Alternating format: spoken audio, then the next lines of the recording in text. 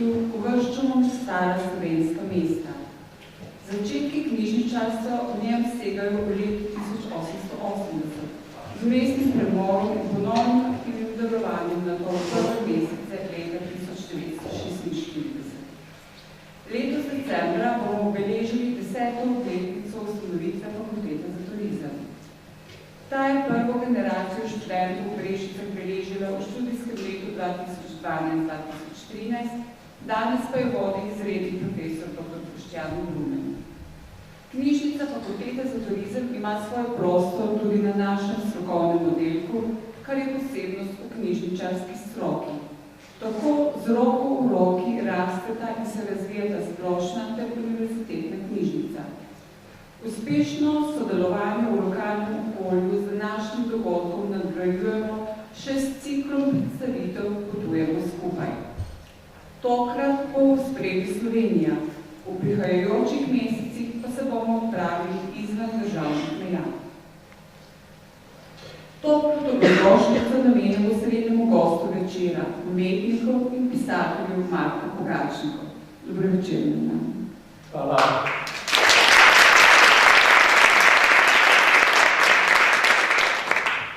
Prisluhnili bomo vsebini njegove najnovejše knjige Slovenija čudežna. Slovenski prostor skupaj s številnimi kraji in pokrajinami predstavi kot večdimenzionalno celoto. Knjiga je izjemno bogato dokumentirana z avtorjevimi risbami in fotografijami Bojana Brecelja. Posebej se posveča vlogi Slovenije v vitalno-energijski kompoziciji Evrope in vprašanju, kaj je tisto ključno, kar lahko Slovenija prispeva k uspešni razrešitvi planetarnih sprememb, ki se odvijajo v nas in okrog nas. Vsemu temu bomo prisluhnili v nadaljevanju.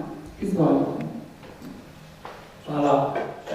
Jaz vas lepo pozdravljam in se zahvaljujem za to vabilo. Jaz živim ravno na nasprotnem koncu Slovenije, tako je zelo lepo priti v čist drug svet. Ta knjiga Slovenija čudežna je pravzaprav nadaljevanje mojega dela z državnim grbom. Moram vam najprej to razložiti, da se jaz ukvarjam z eno tako vrsto umetnosti, ki je neposredno povezana z življenjem. Je povezana z življenjem. To bi Josef Beuys je to imenoval socialna skulptura, ampak v mojem primeru gre za ekološko-socialno kiparstvo, umetnost, ki včasih nima to podobe umetniškega dela, ampak je upleteno v življenje. Jaz se prej nisem Slovenijo, pred osamosvojitvijo, nisem dovolj ukvarjal Slovenijo, ker sem preveč po svetu razvil ta pristop. Kako bi lahko umetnost, tam recimo, kjer odpove ekologija ali pa ekološki, razumski pristop odpove, ko naprimer ena avtocesta povozi en pomemben kraj ali pa pretrga neke energijske pretoke, ceste se ne da dati stran. Ampak lahko se na nekem drugem subtilnem nivoju spet poveže nekaj, kar je bilo prekinjeno. In tako sem se jaz začel s tem delom ukvarjati deloma s postavitvijo kamnov in kozmogrami, ampak največ pa delo s skupinami. Ta vrsta umetnosti ima pravzaprav tri oblike dela. Eno je litopunktura, torej akupunktura prostora s postavitvijo kamnitih stebrov kot akupunkturnih igel na določenih krajih ali pa ko gre za cel prostor, kot na primer v Sevnici, po nesreči pri Blanci sem bil povabljen s skupino s katero delam, da postavimo, to je nek geokulturni krog, se ga vidi z vlaka, da se tisti prostor spet lahko vzpostavi kot ena celota, ki je bila podrta z graditvijo jezu. To je ena vrsta. Drugo so knjige. Potem s pomočjo knjig lahko odpiram neke nove pristope, razumevanja pokrajine. Potem tretja oblika so pa delavnice. To pa s skupinami. Po svetu imamo okrog 1000 delavnic, v Sloveniji 180. To je pa zmeraj z lokalnim prebivalstvom, skupinami, lokalno prebivalstvo in pa tisti, ki se zanimajo kot drugot prebijo, recimo. Ampak zmeraj, zato sem razvil posebno vloge, kako delovati v prostoru, tam, kjer so določene težave. Potem včasih to gre tudi na politično stran to delo, to je pa z državnim grbom. Tako si sploh delo Slovenija si začel s tistim razpisom za državni grb. In takrat sem imel to idejo, da bi Slovenijo ob njenem rojstvenem dnevu zavarovali s tem, kar imenujem kozmogram. Se pravi, z eno znakom, katerem je opisan, kodiran, energijsko kodiran bistvo dežele. Zato, ker vemo, da je Slovenija je samostojna, ampak dejansko je 100-krat upeta v eno civilizacijo, ki je zelo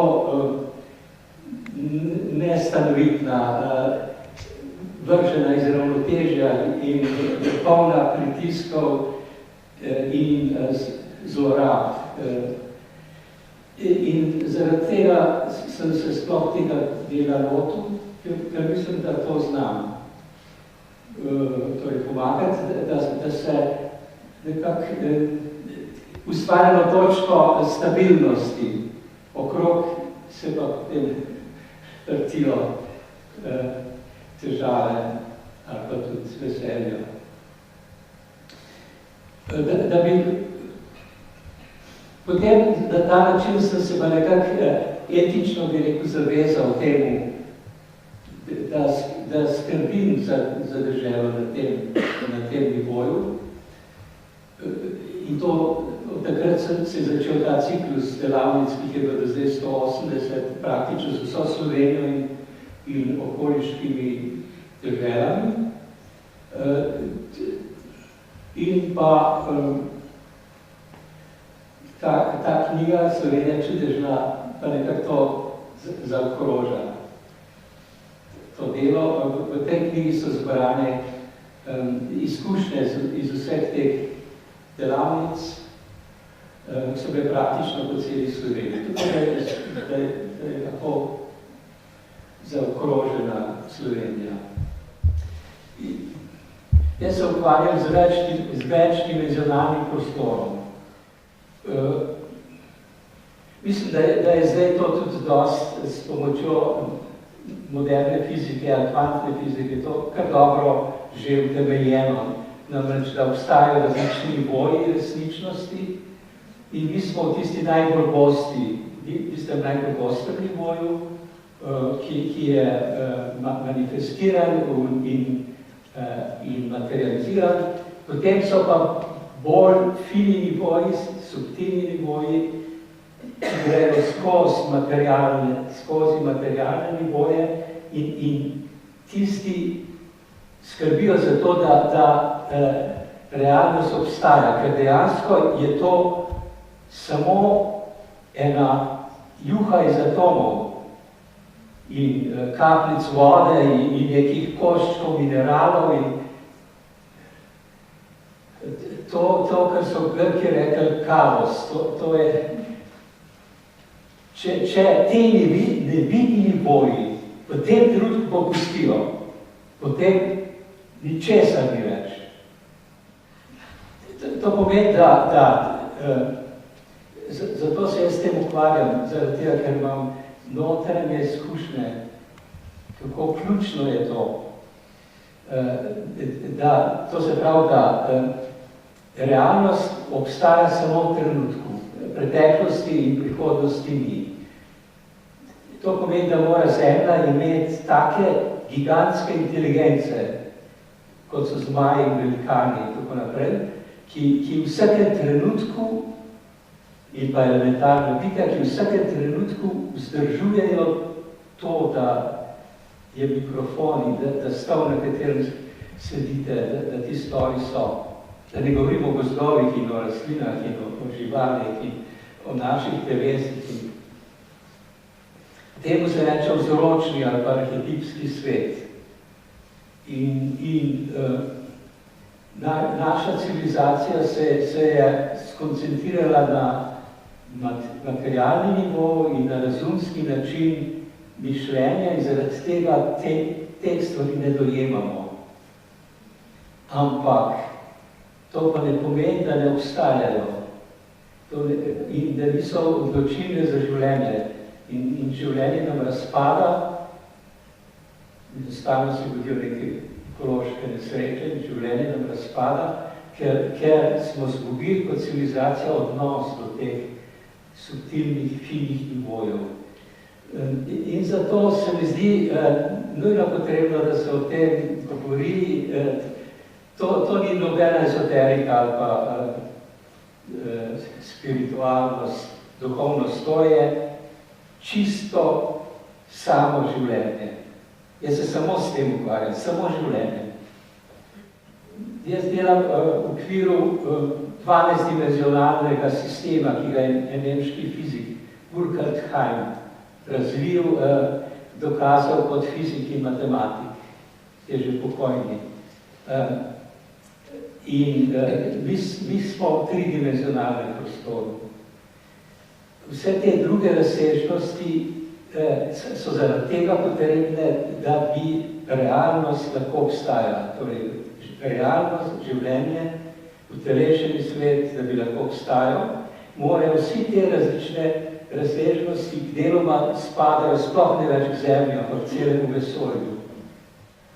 In ker naša civilizacija ignorira vse te nivoje, je to neke vrste samomor. Zmeraj bolj otežujemo Zemljo, zmeraj več nesreč, zmeraj več od njih hočemo in zmeraj hujše vojne, se gremo in tako hodimo nekako po robu tega prepada. Torej, zdaj praktično za Slovenijo ali pa za katerikoli prostor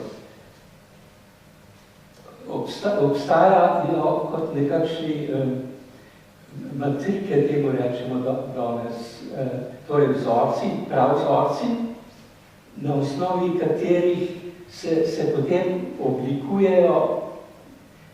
oblikuje svetlobno telo pokrajine. To je tisto, kar je kot nekakšen načrt, kot ga hiša, zgradba potrebuje načrt, da se lahko gradi, tako je potreben tak načrt za to, da bi se vsa ta pramorje delcev podelementarnih in subatomalnih in atomih, da bi to vsak trenutek imeli neko obliko in ta načrt ni fiksen, ampak je v enem stalnem nastajanju vse splete. To, kar recimo izročilo govori o vilinskem svetu ali pa o angelskem svetu, to so nivoji, kjer se te načrti stalno pletejo in na osnovi teh načrtov se potem oblikuje energijsko telo, recimo, ali pa svetlobno telo in tako se delci uredijo in pride do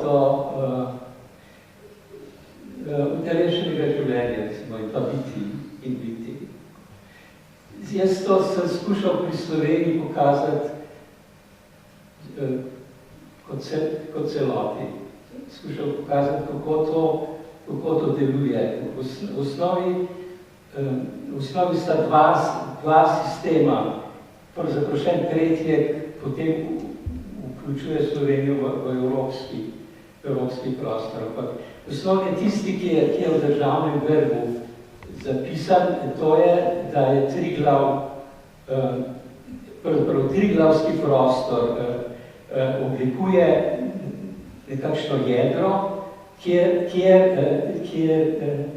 ta, recimo, kozmični inspiracija stalno priteka, zato da se lahko slovenski prostor oblikuje vzdolž treh osi. Te osi niso energijske linije, ampak so na veliko bolj subtilnem nivoju, so pravzaprav kot nekakšna božanska mreža, ki cel prostor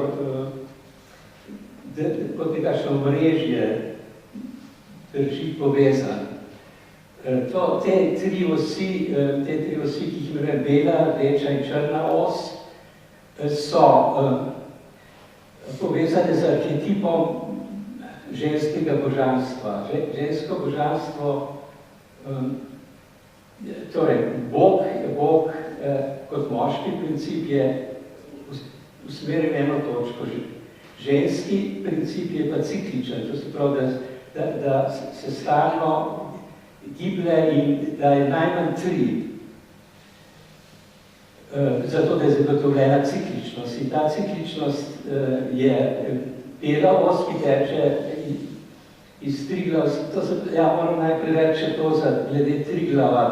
To ne gre zdaj za Aljažev stolp ali neko točko, ampak gre za to imenovan Triglavski prostor. To so Zelenci, izvir Save, Dolinke in pa Slavica, slab Slavica, izvir Save, Bohinjke, in to se pravi Bohinj, Blec, spada zraven in pa vmes je Ajdovski gradec, ki je tretji. To je pravzaprav, tam se vzpostavlja prav vzorec za Slovenijo, zato je seveda to arhetipska pokrajina za Slovenijo. Tudi ni samo Triglav tako spredje, ampak je tudi hrbet, se pravi severna stena s 7 dolinami, se začne s planico in tako naprej. Teh 7 dolin, ki je za hrbtom Triglav, vse to spada skupaj, to je izvir Soče.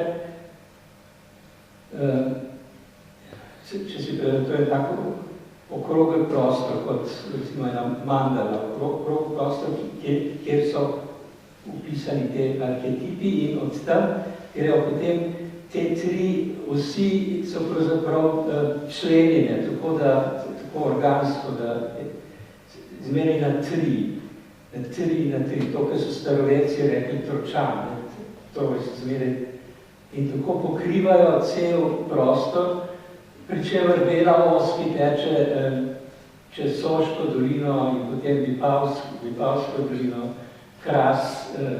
Hrastovlje, potem pa čez celo Istro do Rta Kamenjaka. To se pravi, to ni na Slovenijo samo omejeno, ampak je določen prostor, ki je pred Slovenijo in pred Slovanijo, tako že bil. In ta bela os je tista, ki vzdržuje celovitost. Vzdržuje celovitost prostora in pa stik med kozmičnimi univerzumom in pa zemeljskimi vsebnostmi. In tako je tudi knjiga potem razčlenjena v tri poglavja. Tukaj smo pa na rdeči osi. Rdeča os je pa kreativna. To se pravi, to je os izobilja, ki omogoča, da ustvarjalni procesi v naravi in kulturi tečejo in ta gre čez Ljubljano, čez Ajdovski gradec. Ajdovski gradec je poznan iz krsta pri Slavici. Prešern je pravzaprav to, kar je spravljeno, ta arhetipska pokrajina, to je Prešern iz Unest. On je slab Slavice in Ajdovski gradec in Plejski otok so v enakih razdaljah, to so te tri, tukaj čez grejo te vsi. Torej, Ajdovski Gradec, Kranj, recimo, vzdolž Sava. Sava je kot ena centralna vodna hrbtenica Slovenije. In ta os se izteče na Kolpi, pri Metliki. Rosalnice pri Metliki, to je en romarski kraj s tremi cerkvami, ki stojijo ena zaradi druge, in je točno sproti Triglava. Te tri cerkve, kar je zelo nenavadno, tri cerkve posvečene Mariji. In nasproti je pa Triglav, torej to je sredina, nekaj sredina. Potem je pa, torej to je os življenjske obija, potem je pa črna os in pa os preobrazbe. To so os preobrazbe, zato ker ženski princip je cikličen. Recimo bela os, to je pomlad, rdeča os, to je visoko poletje in črna os je pozna jesen, zima. Torej smrt in ponovni začetek, recimo konci in ponovni začetek. Pomlad prije spet na belo os. To je od neolitika naprej, v osnovi vseh kultur. Marija je tudi devica, je mati Boga in je črna Madonna. Kamorkoli pogledate. Tara tibetanska je bela tara, rdeča tara in zelena tara. Kamorkoli pogledate. To ženski princip je cikličen, povezan z mesecem, to so mene meseca, tako naprej. In tako ta črna os teče po Karavankah in čez Jezersko, potem čez Koroško, Slovensko Koroško in Maribor do Goričkega, pravzaprav točno do izvira Svetega Vida ob Goriškem jezeru, torej prek Mudru. To je os preobrazbe, tista odnaša in prinaša. Potem se je pa leta 1999 se je pa začela kazati ena druga zgodba. In tako najprej nisem mislil vključiti, ampak potem sem moral popustiti in vključiti še modro os. Ta modra os gre pa čez te tri osi od recimo od Goričkega do Tržaškega zaliva, tako čez, oni so tako. In ta je pa spala. Šele 99, da sem jo prvič začutil, da je neka ta povezava, ko sva s ženo plesala za Gornjo Radgono, pa za avstrijski bateratske zbor in to kulturni sistem, in sem videl, da tam čez proti Trstu nekaj teče. Ampak je dolg časa trajalo, da sem to modro os zares razumel in zdaj je v knjigi ima svoj del, ta modra os. Ta modra os je bila nekako ni bila aktivirana, je ležala kot en potencial v slovenskem prostoru in je povezana z vlogo Slovenije v Evropi, v evropskem prostoru. In ta zgodba se začne pri piramidah v Visokem, pri Sarajevu.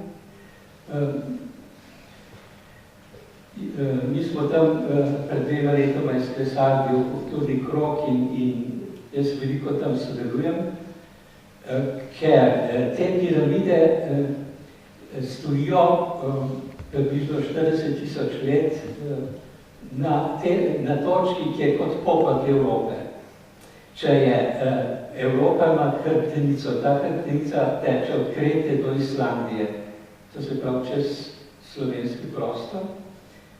In potem se Evropa gradi tako levo in desno.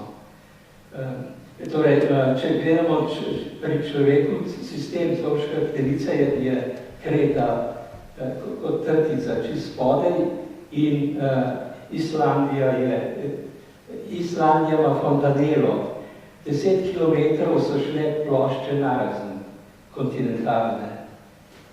To se da, jaz sem tam na delavnico že dvakrat, se da videti to, kako so šle narazen in zato je, tako kot Fontanella pri otroku, je tam planet odprt, sicer se je to zasuvalo, ker ko je šlo narazen, so se gore posuvale noter. Ampak se vidi, in tam je bil tudi parlament, so islamci imeli tam svoj parlament, ki si najpomembnejši kraj. To bi bilo tako na vrhu. In če je Grčija so take, Grčija zgleda takole, pravzaprav kako, tle je Atika, tle so Atene. To so kot korenine, to je koreninski sistem v Sredozemlju. In Kreta gre pa še globje, do središča zemlje. Potem pridemo do trebušne votline, ki je centrirana v teh piramidah v visokem, ampak sega do Karpatov na ene stran, do drugo stran do Korzike, Sardinije in Sicilije. To so kolčne kosti, recimo še ne. Potem je pa so pa pokrajine okrog Balonska nižina, recimo pa italijanski šporni, tako. Slovenija je pa, potem je pa prepona. Prepona so Alpe. Alpe delijo Evropo na severni in na južni del. To so Pirineji, gre pod morje, in potem so Alpe, pa Karpati in Rodopi. To v celoti deli Evropo v severni in južni del. To je, jaz rečem, temu zmaju hrbet Evrope. In torej na onkraj je bil srčni prostor, onkraj Alpi. In Slovenija zdržuje povezavo med trebušno votlino in prsnim košem Evrope. To je kot en link, ima obliko romba, ta kompozicija, in se začne v Plitvicah, pri Plitvicah se priklop, tako rekoč, na trebuški prostor Evrope, in potem je pa kot sega pa do velikega kleka, to grozglobnega. In na eno stran Panonska nižina, bivše Panonsko morje, na drugo stran je pa Beneška laguna. Recimo Benetke, pa ne vem, morda Platno jezero, če tako zame, tako. Ampak centralna pri tem je ta modra os. Modra os je diagonalno čez ta prostor do Benetke. In ta diagonalna os je sestavljena iz rombov in krogov, so pokrajine, cele pokrajine, in vsak od njih predstavlja eno sekvenco v tem, kako Gaja oblikuje prostor in življenje. To se pravi, tukaj je nekako kot nekakšna čarovna paličica, slovenski prostor. Ja, kot rečeno, ta vloga v evropskem prostoru je zelo zanimiva reč. Ampak pravzaprav sem hotel še nekaj pripovedovati, vse imam še čas, pripovedovati o Brežicah. Ker moram se vam upravičati in se kriva grem tudi na kolena. Brežice manjkajo v knjigi. In to je prava katastrofa, to sem ugotovil zdaj, predvčerajšnjem, ko sem začel se pripravljati, da bom šel v Brežice. In sem šel v knjigo gledati, tam je 100 krajev, vse se je zadnje je kazalo, da kraj najde. In Brežice so samo omenjene tam, kjer da Krka in Sava se zaljeva. In to, ampak zakaj je to katastrofa? Je zaradi tega, ker tukaj prijeta skupaj s Krko in Savo dva odločilna sistema v Slovenijo. Eno sem že premenil Savo kot hrbtenico slovenskega prostora, ampak tudi to je bela Sava, pri nas je samo bela Sava. Rdeča Sava je tista, ki teče čez Slavonijo in črna je tista, gre skozi Černak skupaj z Donavo.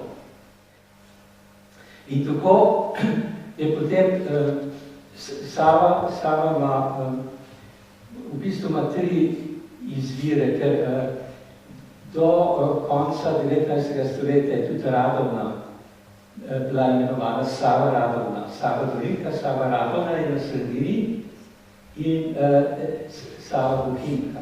To trojstvo, 3 izviri.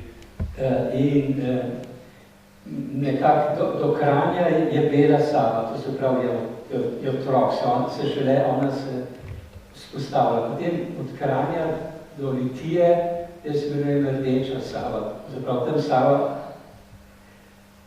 se bela Sava kot rdeča. To je zmeraj isti princip znotraj. Čeprav vse je bela, ampak znotraj je spet trojna členitev, ker potem pride pa kanjoni, zdaj tukaj Trbovelj, do Krškega se prebija, to je črna Sava. To je takrat ona zares